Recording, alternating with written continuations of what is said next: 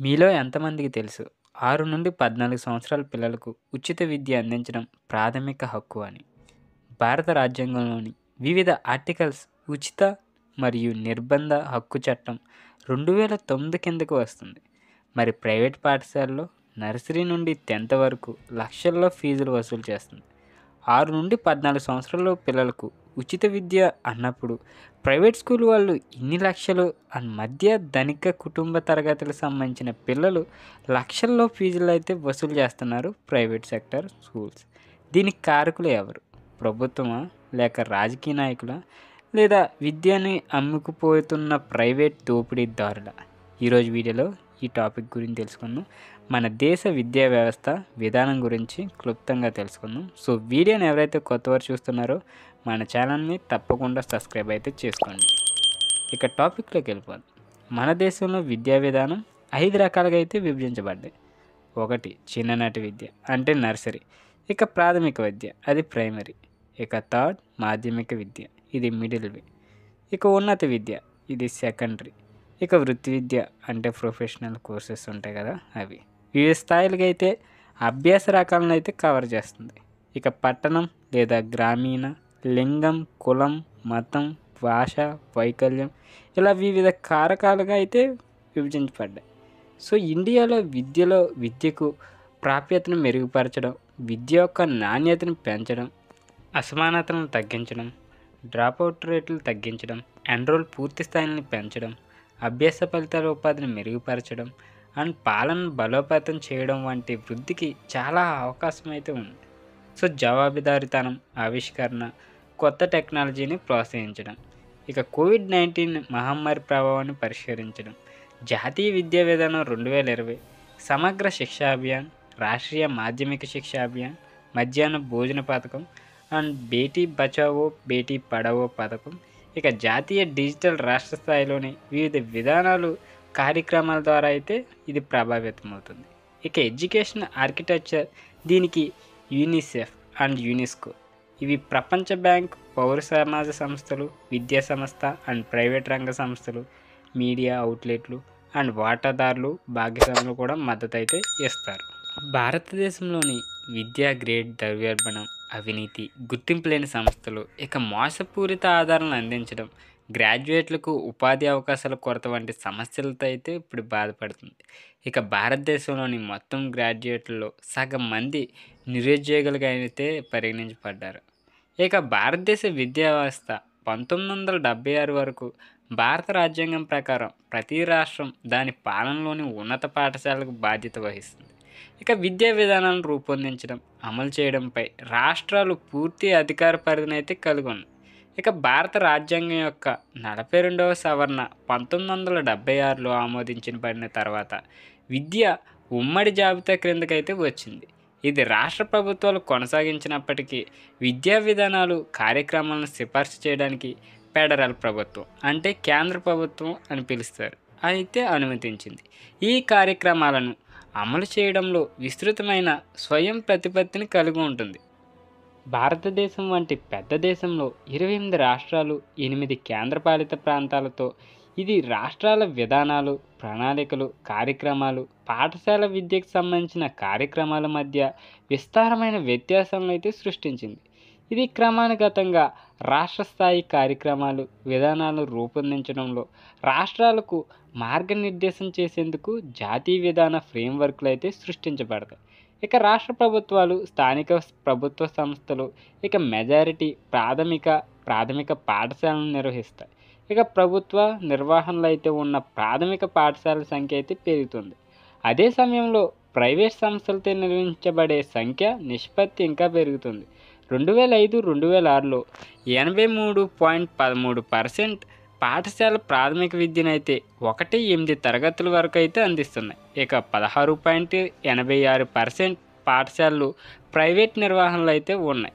ఇక గుర్తింపు లేని పాఠశాలలో పిల్లలను మినహాయించి విద్యా హామీ పథకం అండ్ ప్రత్యామ్నాయ అభ్యాసంలో స్థాపించబడిన పాఠశాలలు కేంద్రాలు. ఇక ప్రైవేట్ నిర్వహించబడుతున్న పాఠశాలలో 3/1 వంతు ఎయిడెడ్ అండ్ 3/2 వంతులు అన్ ఎయిడెడ్. 73:27 నిష్పత్తిలో ప్రభుత్వ, ప్రైవేటుగా నిర్వహించే పాఠశాలల మధ్య 1-8 తరగతులు అయితే నమోదు భాగస్వామ్యం అయితే చేయబడింది. అయితే గ్రామీణ ప్రాంతాల్లో ఈ నిష్పత్తి ఎక్కువగా ఉంది, 80:20. ఇక పట్టణ ప్రాంతంలో చాలా తక్కువగా ఉంది, 36:66. ఇక 2011 జనాభా లెక్కల ప్రకారం జనాభాలో 73% మంది అక్షరాస్యులుగా నివేదించబడింది. ఇందులో పురుషులు 81%, స్త్రీలు 65% అయితే ఉన్నారు. ఇక నేషనల్ స్టాటిస్టికల్ కమిషన్ 2017-2018లో అక్షరాస్యత 77.7% పురుషులకు, 84.7% స్త్రీలకు, ఇక 70.3%గా అయితే సర్వే చేసింది. ఇది 1981తో పోలిస్తే సంబంధిత రేట్లు 41%, 53%, 29%గా అయితే ఉన్నాయి. ఇక 1951లో రేట్లు ఇక 18%, 27%, 9%. ఇప్పుడున్న భారతదేశంలో విద్యా వ్యవస్థలో ఆర్థిక అభివృద్ధికి ప్రధాన దోహదపడే వాటిలో ఒకటిగా అయితే పేర్కొనబడింది. ఇక చాలా వరకు పురోగతి, ప్రత్యేకించి ఉన్నత విద్య, శాస్త్రీయ పరిశోధనలు వివిధ ప్రభుత్వ సంస్థలు జమ చేయబడ్డాయి.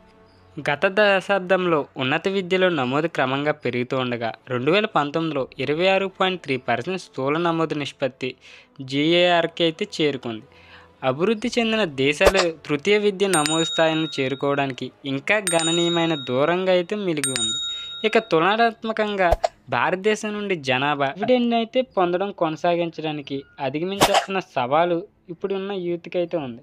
కొన్నాళ్ళుగా ప్రైవేట్ పాఠశాలకు డిమాండ్ పెరుగుతుంది. ప్రైవేట్ పాఠశాల విద్యలో ఈ వృద్ధికి అత్యంత ముఖ్యమైన చోదక కారకం ఏమిటనే దానికే ఇక ఏకాభిప్రాయం ఇంకా వెలువడలేదు. కానీ కొంతమంది ఏమంటున్నారంటే విద్యకు అధిక డిమాండ్ కారణంగా చెప్తున్నారు. ప్రభుత్వ పాఠశాల నాణ్యతపై అసంతృప్తి, ప్రైవేటు పాఠశాల స్తోమత ఎక్కువ, ఇక ప్రభుత్వ పాఠశాలలు ఇష్టపడే అధ్యయన రంగం అందుబాటులో లేకపోవడం, ఇక విద్యా హక్కు అంటే ఆర్టీఈ చట్టం 2009 ఆమోదించబడిన తర్వాత ప్రైవేటు పాఠశాలలు ప్రభుత్వం గుర్తింపుగా ఉండాలి.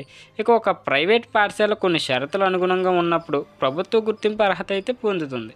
ఇక ప్రాథమిక, మాధ్యమిక స్థాయిలో భారతదేశంలో ప్రభుత్వ పాఠశాలకు అనుగుణంగా పెద్ద ప్రైవేట్ పాఠశాల వ్యవస్థ ఉంది. ఇక 29% మంది విద్యార్థులు 6 నుండి 14 సంవత్సరాల మధ్య ప్రైవేట్ విద్యను అయితే పొందుతున్నారు. కొన్ని పోస్ట్ సెకండరీ సాంకేతిక పాఠశాలలు కూడా ప్రైవేట్గా అయితే ఉన్నాయి. ఇక భారతదేశంలోని ప్రైవేట్ విద్య మార్కెట్ 2008లో అయితే $40 ప్రకారం 450 మిలియన్ల ఆదాయాన్ని అయితే కలిగి ఉంది. అయితే ఇది 40 బిలియన్ మార్కెట్కి అయితే అంచనా వేయబడింది. అంటే చూసుకోండి, దాదాపు ఎన్ని కోట్ల బిజినెస్. ఇక వార్షిక విద్యాస్థితి నివేదిక ASCR 2012 ప్రకారం 6 నుండి 14 సంవత్సరాల మధ్య వయసు గల మొత్తం గ్రామీణ పిల్లల్లో 96.5 మంది పాఠశాలలు అయితే చేరారు. ఇక 96% కంటే ఎక్కువ నమోదు చేసుకున్నట్లు నివేదించిన 4వ వార్షిక సర్వే ఇది. ఇక 2007 నుండి 2014 వరకు ఈ వయసులో ఉన్న విద్యార్థుల కోసం భారతదేశం సగటు నిష్పత్తి 95% కొనసాగించింది.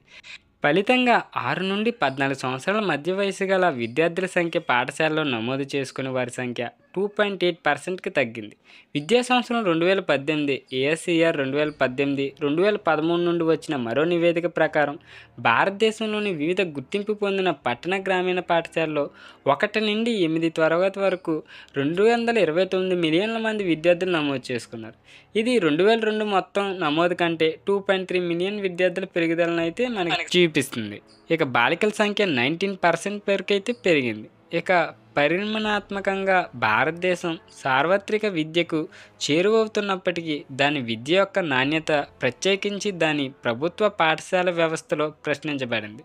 95% ఎక్కువ మంది పిల్లలు ప్రాథమిక పాఠశాలకైతే హాజరవుతుండగా కేవలం 40% మంది భారతీయ ఒక ఏజ్కి వచ్చేసరికి సెకండరీ పాఠశాలకైతే అంటే 9 నుంచి 12 తరగతులు హాజరవుతున్నారు. ఇక 2000 నుండి ప్రపంచ బ్యాంకు భారతదేశంలో విద్యకు 2 బిలియన్ల పైగా కట్టుబడి అయితే ఉంది. ఇక నాణ్యత లేకపోవడానికి కొన్ని కారణాలలో ప్రతిరోజు 25% మంది ఉపాధ్యాయులు లేకపోవడమే.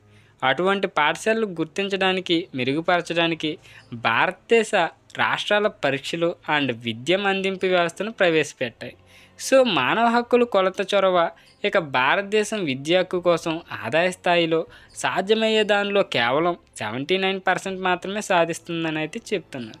ఇక భారతదేశంలో ప్రైవేట్ పాఠశాలలు ఉన్నప్పటికీ అవి ఏమి బోధించగలవు, ఏ రూపంలో నిర్వహించగలవు అంటే ఏదైనా గుర్తింపు పొందిన విద్యా సంస్థను నడపడానికి లాభాపేక్ష లేకుండా అయితే ఉండాలి. బట్ ఇక్కడ అలాగ కాదే, ప్రైవేట్ వాళ్ళు అయితే లక్షలకు దొద్ది ఫీజులు అయితే మధ్యతరగతి వాళ్ళ నుంచి ఇంకా ఉన్న వాళ్ళ వరకు దోచుకుంటున్నారే.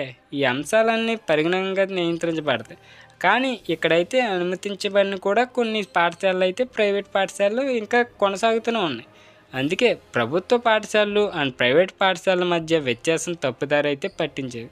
ఏదేమైనప్పటికీ గీతా గాంధీ క్రిస్టన్ యొక్క నివేదికలో భారతదేశంలో ప్రభుత్వ పాఠశాలలు ఖాళీ, ప్రైవేట్ పాఠశాలలు మెరుగుదల అనే ఆర్టికల్స్ సర్వే అయితే ఆయన చేశారు.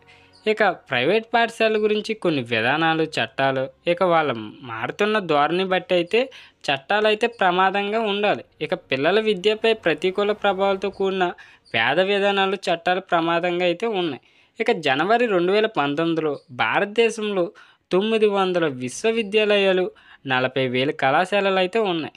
ఇక భారతదేశం యొక్క ఉన్నత విద్యా వ్యవస్థలో చారిత్రకంగా వెనకబడిన షెడ్యూల్ కులాలు, షెడ్యూల్డ్ తెగలు అండ్ ఇతర వెనకబడిన తరగతులు ఇక నిర్ణయించమ చర్య అయితే విధానాల క్రింద గణనీయ సంఖ్యలో అయితే సీట్లు కేటాయించబడ్డాయి.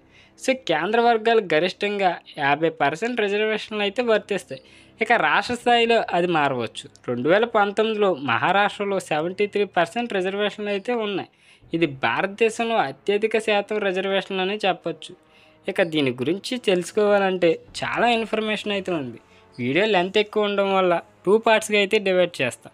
ఇక విద్యా విధానాల చట్టాల గురించి అండ్ విద్య యొక్క చారిత్రక గురించి అండ్ అంతేకాకుండా ఈ విద్యని ప్రైవేట్ వాళ్ళు ఎలా తీసుకుంటున్నారు, స్వతంత్రం తర్వాత ఎలా ఉంటుంది, ఇక ప్రైమరీ ఎలిమెంటరీ విద్య ఇవన్నీ నెక్స్ట్ వీడియోలో అయితే తెలుసుకుందాం. సో వీడియోని ఎవరైతే కొత్తవారు చూస్తున్నారో తప్పకుండా మన ఛానల్ సబ్స్క్రైబ్ అయితే చేసుకోండి. మంచి ఇన్ఫర్మేటివ్ వీడియోలు అయితే మన ఛానల్లో వస్తాయి. సో నెక్స్ట్ మళ్ళీ మంచి వీడియోతో మీ ముందుకు వస్తే అంతవరకు బై బై, టేక్ కేర్.